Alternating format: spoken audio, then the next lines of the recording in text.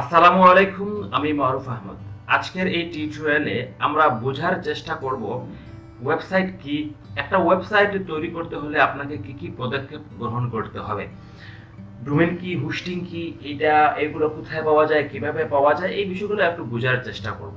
তো প্রথমে আসেন আমরা ওয়েবসাইট কি একটু বোঝার চেষ্টা করি।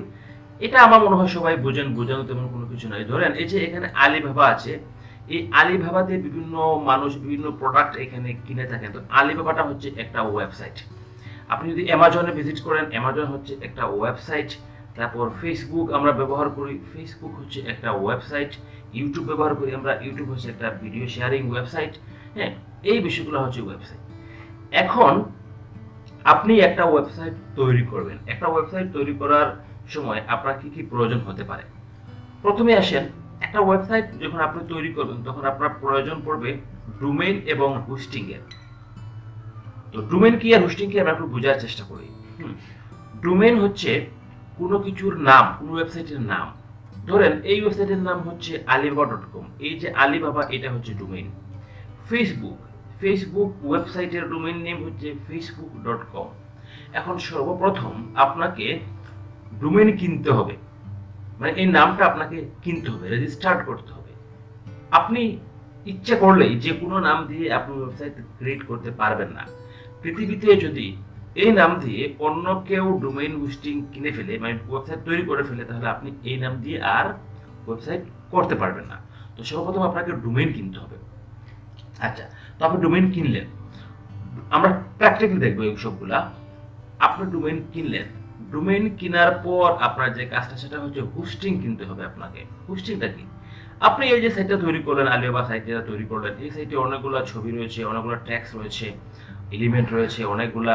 এই যে আমি এই সাইটটা এখন ব্রাউজ করছি, হ্যাঁ, এই সাইটটা, এই তথ্যগুলা কোথাও না কোথাও সংরক্ষিত আছে, ইন্টারনেটের কোনো একটা জায়গায় এগুলো রাখা রয়েছে।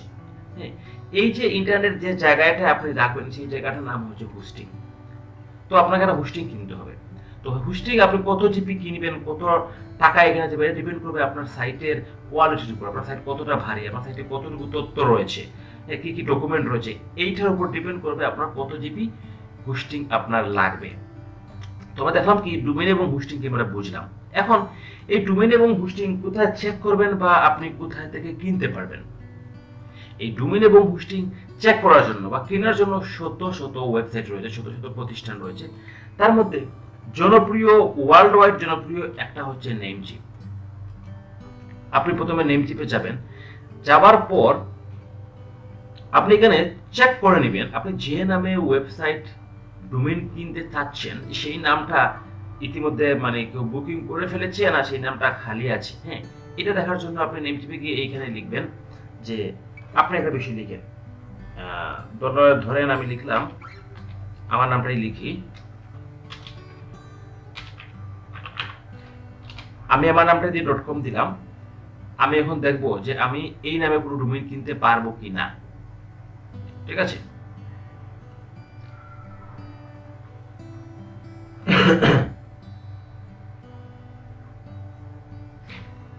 দেখেন আমার নামে মারুফ.com, এই নামে একটা ওয়েবসাইট অলরেডি 2000 সালে রেজিস্টার্ড করা আছে। তো আমি এই নামে কিনতে পারবো না, কিন্তু কথা হচ্ছে আমি নিচে কিছু আমাকে সাজেস্ট করছে এখান থেকে কিনতে পারবো, যেমন মারুফ.net, মারুফ.ai, মারুফ.gg। হ্যাঁ, এই ওয়েবসাইটগুলো আমি কিনতে পারবো। এই যে এখানে প্রাইস দেওয়া আছে। তো .com কি আর .net কি আর .ai কি, মারুফ তো আমি পাচ্ছি। এইগুলো হচ্ছে .com, এগুলো হচ্ছে আরেকটা কোম্পানি যারা ডোমেইন হোস্টিং মানে ডোমেইন সেল দিয়ে থাকে। যেমন .comটা হচ্ছে গুগলের একটা প্রোডাক্ট, তারপর .net হচ্ছে আলাদা একটা কোম্পানি, AI হচ্ছে আলাদা একটা কোম্পানি, তারপর নিচে দিয়ে আরো পাবেন আপনি খুঁজলে যে GG আলাদা একটা কোম্পানি, XYZ, হ্যাঁ, এটা হচ্ছে আলাদা একটা কোম্পানি। তো আমরা কি করলাম, আমার ওয়ার্ডপ্রেস কি, সরি, ডোমেইন এবং হোস্টিং কি জানলাম, এবং ডোমেইন এবং হোস্টিং কোথায় থেকে বাই করতে হয় বা কিভাবে চেক করতে হয় আমরা এটা জানলাম নেমচিপ থেকে। তো নেমচিপের মতো আরো অন্যগুলো আছে, নেমচিপ পপুলার, এই জন্য আমি নেমচিপটাই বললাম। ঠিক আছে, এখন হচ্ছে আপনি ডোমেইন এবং হোস্টিং কিনেছেন। ডোমেইন এবং হোস্টিং কেনার পর আপনি পাবেন কি, যাদের কাছে কিনেছেন তারা আপনাকে কি দিবে। যাদের কাছ থেকে আপনি ডোমেইন এবং হোস্টিং কিনেছেন তারা আপনাকে একটা cPanel এর ইউজার নেম আর পাসওয়ার্ড দিবে। cPanel এর ইউজার নেম আর পাসওয়ার্ড, এই cPanel এর ইউজার নেম আর পাসওয়ার্ড দিয়ে আপনি কি করবেন, আচ্ছা আমরা একটু দেখে নেই। এই যে আমি এই গত 2-3 দিন আগে একটা ডোমেইন এবং হোস্টিং কিনেছিলাম। তো এই যে এই ডোমেইনটা আমি কিনেছিলাম।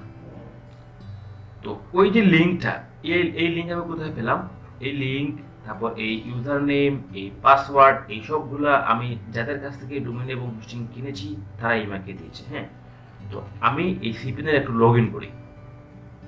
সরি, এই যে এখানে ইউজার নেম দিলাম, তারপর একটা পাসওয়ার্ড এখানে দিলাম। আমি এখন cPanel এ লগ ইন করলাম। দেখেন cPanel এ লগ ইন করলাম। এখন হচ্ছে আমরা ওয়েবসাইট তৈরি করব। এখন ওয়েবসাইট তৈরি করা যায় কিভাবে? ওয়েবসাইট ডেভেলপার যারা রয়েছেন, ওয়েব ডেভেলপার রয়েছেন যারা, তারা কি করেন, কোডিং এর মাধ্যমে HTML, CSS, জাভা, jQuery সহ আরো অনেকগুলো প্রোগ্রামের মাধ্যমে কোডিং করে একটা ওয়েবসাইট তৈরি করেন। কোডিং কি? এই যে রয়েছে alibaba.com। হ্যাঁ, আমরা alibaba.com এর কোডগুলো দেখি।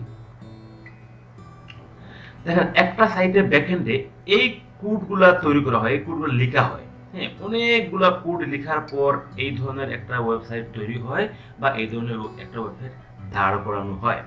এখন আপনি একটা ওয়েবসাইট তৈরি করতে পারবেন কিভাবে? HTML, CSS, jQuery, জাভা সহ আর অন্য প্রোগ্রামের মাধ্যমে কোডিং করার মাধ্যমে আপনি একটা ওয়েবসাইট তৈরি করতে পারেন। আর আরেকটা প্রসেস হচ্ছে আপনি ওয়ার্ডপ্রেস সফটওয়্যারের মাধ্যমে একটা ওয়েবসাইটে কাস্টমাইজ করতে পারেন। ওয়ার্ডপ্রেস সফটওয়্যারের মাধ্যমে একটা ওয়েবসাইট আপনি কি করতে পারেন, কাস্টমাইজ করতে পারেন, তৈরি না, কাস্টমাইজ। যেমন ওয়ার্ডপ্রেস কি? ওয়ার্ডপ্রেস হচ্ছে এমন একটা সফটওয়্যার যেখানে আপনি যে সফটওয়্যার আপনি ইনস্টল দিলে এই সফটওয়্যারের মধ্যে আবার বিভিন্ন ওয়েবসাইটের থিম পাওয়া যায়, বিভিন্ন ওয়েবসাইটের ডিজাইন পাওয়া যায়, রেডি করা টেমপ্লেট পাওয়া যায়। এই থিম, এই ডিজাইনগুলোকে আপনি ইনস্টল করে এইখান থেকে একটা ওয়েবসাইট আপনি তৈরি করে নিতে পারবেন। কোডিং করে যেভাবে সুন্দর একটা ওয়েবসাইট তৈরি করা যায়, ঠিক এইভাবে মাত্র আধা ঘন্টার মধ্যে বা 1 ঘন্টার মধ্যে আপনি একটা ওয়েবসাইট নিজের ওয়েবসাইট নিজে তৈরি করতে পারবেন। তো আমরা কি করবো, আমরা আসলাম এই জায়গায় আসার পর আমরা আছি তো এখন cPanel থেকে আমি কি করতে পারি, আমার ওয়ার্ডপ্রেসটাকে আমি ইনস্টল করতে পারি। ঠিক আছে, তো দেখি আমাদের ওয়ার্ডপ্রেসটা কোথায়। এই যে আমরা এখন cPanel আছি, cPanel থেকে আমি এই ওয়ার্ডপ্রেসটাকে ইনস্টল করব। আমি ক্লিক করলাম এই ওয়ার্ডপ্রেসে। ক্লিক করার পর দেখেন আমি এই জায়গায় এটাকে ইনস্টলে ক্লিক করব। ইনস্টলে ক্লিক করার পর এখানে অনেকগুলো বিষয় দেখাচ্ছে। তো আমি সবগুলো বিষয় এখানে আলোচনা করব না। এখানে যে যে তথ্যগুলো দেওয়ার প্রয়োজন তথ্যগুলো আপনারা দিয়ে দিবেন। ধরেন এখানে আপনার পাসওয়ার্ড দিতে হয়, অ্যাডমিন ইউজার। হ্যাঁ, আমি একটা অ্যাডমিনের ইউজার নেম দিচ্ছি, তারপর অ্যাডমিন পাসওয়ার্ড দিতে হয়, এখানে পাসওয়ার্ড দিয়ে দিলাম। এই বিষয়টা বলি, আমরা আগে যে পাসওয়ার্ড দিয়ে বা যে ইউজার নেম দিয়ে লগ ইন করেছিলাম সেটা হচ্ছে আমার cPanel এর ইউজার নেম আর পাসওয়ার্ড, মানে যেখানে আমি ইতিমধ্যে রয়েছি। এখন cPanel এর মধ্যে আমি একটা ওয়ার্ডপ্রেস অ্যাকাউন্ট তৈরি করছি। হ্যাঁ, cPanel এর মধ্যে। তো এজন্য আমি আবার ওই cPanel এর মধ্যে ওয়ার্ডপ্রেসের ইউজার নেম এবং পাসওয়ার্ড আমার ইচ্ছা মতো আমি এখানে দিয়ে দিব। যেমন আমার ইচ্ছা মতো একটা ইউজার নেম আমি দিয়েছি এখানে, তারপর আমার ইচ্ছা মতো একটা পাসওয়ার্ড এখানে দিয়েছি। ঠিক আছে, এখন এই ইউজার নেম আর এই পাসওয়ার্ডটা আমি সংরক্ষণে রাখবো। রাখার পর আমি কি করব, এই যে নিচে আছে ইনস্টল, এখানে ইনস্টল দিয়ে দেব। ইনস্টল দেওয়ার পর কিছুক্ষণ আমাদেরকে ওয়েট করতে হবে। ওয়েট করলে ওয়ার্ডপ্রেসটা আমার cPanel এ ইনস্টল হয়ে যাবে। দেখেন ওয়ার্ডপ্রেসটা আমার cPanel এ অলরেডি ইনস্টল হয়ে গিয়েছে। এখন আমি এই লিংকে ক্লিক করে আমি কোথায় গেলাম, চলে গেলাম আমার ওয়ার্ডপ্রেসে। আমরা একটু অপেক্ষা করি, আমরা চলে আসছি আমাদের ওয়ার্ডপ্রেসে। আগে ছিলাম আমরা cPanel এ, এখন কিন্তু আমরা cPanel এ নেই, আমরা ওয়ার্ডপ্রেসে চলে আসছি। এখন সমস্ত কাজ ওয়ার্ডপ্রেসে করব, cPanel এ আমার আর কোনো কাজ নেই। এখন ওয়ার্ডপ্রেসে কি কি কাজ আছে একটু দেখেন আপনি। আমরা ওয়ার্ডপ্রেসে আসছি। ওয়ার্ডপ্রেসে আসার পর আমরা এই জায়গা থেকে পোস্ট করতে পারবো। হ্যাঁ, এইসবগুলো দেখাবো না, সময় নষ্ট হয়ে যাবে, আমি খুবই শর্টকাট দেখাই। আপনি আসছেন ওয়ার্ডপ্রেসে, আসার পর আপনি এখন কি করবেন, আপনি রেডিমেড থিম আপনি এখানে ইনস্টল করবেন। থিম মানে কি, একটা ওয়েবসাইটের ডিজাইন। তো থিম পাবেন কোথায়, আমরা অ্যাপিয়ারেন্সে যাব। অ্যাপিয়ারেন্স থেকে আমরা এখানে থিমে ক্লিক করব। থিমে ক্লিক করার পর আপনি এখানে আসেন, অ্যাড নিউতে ক্লিক করবেন। অ্যাড নিতে ক্লিক করার পর দেখবেন আপনার সামনে অনেকগুলা থিম আসবে। থিম মানে হচ্ছে বিভিন্ন ধরনের ওয়েবসাইটের ডিজাইন আপনার কাছে আসবে। এই যে ডিজাইন, এই থিমগুলো থেকে আপনার যে থিমটা ভালো লাগে এই থিমটা আপনি এখানে ইনস্টল করে অ্যাক্টিভ করতে পারেন। অথবা যদি এই থিমগুলো ভালো না লাগে তাহলে আপনি এখানে সার্চ করতে পারেন আপনার কোন ধরনের কি রিলেটেড থিম প্রয়োজন। ধরুন আমি একটা নিউজ পেপার রিলেটেড একটা ওয়েবসাইট তৈরি করবো, আমি এখানে নিউজ পেপার সার্চ করলাম, দেখেন কিছু থিম এখানে আমাকে এখানে দেখাচ্ছে। এখন এই থিমগুলো আমি একটু কি করব, প্রিভিউ করে দেখবো যে কোন থিমটা আমার কাছে ভালো মনে হয়। আমি প্রিভিউ করে দেখার পর ধরেন এই থিমটা আমার কাছে ভালো মনে হয়েছে, আমি এটাকে এইখান থেকে ইনস্টল করতে পারি, অথবা এই জায়গা থেকে এই থিমটাকে আমি ইনস্টল করতে পারি। আমি এই যে ইনস্টলে ক্লিক করলাম, দেখেন আমাদের এই যে থিমটা এটা ইনস্টল হয়ে গিয়েছে। এখন এই থিমটাকে আমরা এই যে অ্যাক্টিভিটি আছে এই অ্যাক্টিভিটি ক্লিক করব। হ্যাঁ, তো থিমটা অ্যাক্টিভ হয়ে যাবে। এই অ্যাক্টিভিটি ক্লিক করলে থিমটা অ্যাক্টিভ হয়ে যাবে। থিমটা অলরেডি অ্যাক্টিভ হয়ে গিয়েছে আমার এখানে। দেখেন আমি কিন্তু আপনাদেরকে জাস্ট একটা ধারণা দেওয়ার চেষ্টা করছি যে কিভাবে এই কাজগুলো করা হয়। তো আমরা কি করলাম, প্রথমে গেলাম সি প্যানেলে, মানে ডোমেইন এবং হোস্টিং কিনলাম একটা কোম্পানির কাছ থেকে।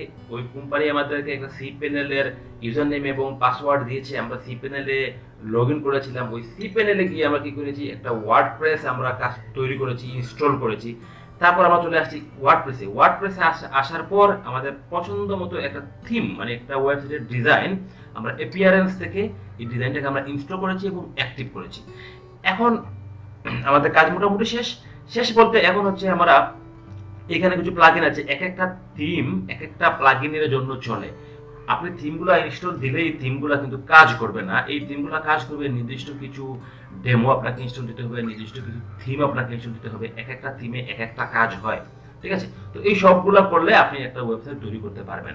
তো মূলত আমি এই টিউটোরিয়ালে একটা বেসিক ধারণা দেওয়ার চেষ্টা করেছি। তো এই সবগুলো বিষয় স্টেপ বাই স্টেপ টিউটোরিয়াল আকারে এই চ্যানেলেই পাবলিশ করব ইনশাআল্লাহ। আশা করি সাথেই থাকবেন। আসসালামু আলাইকুম।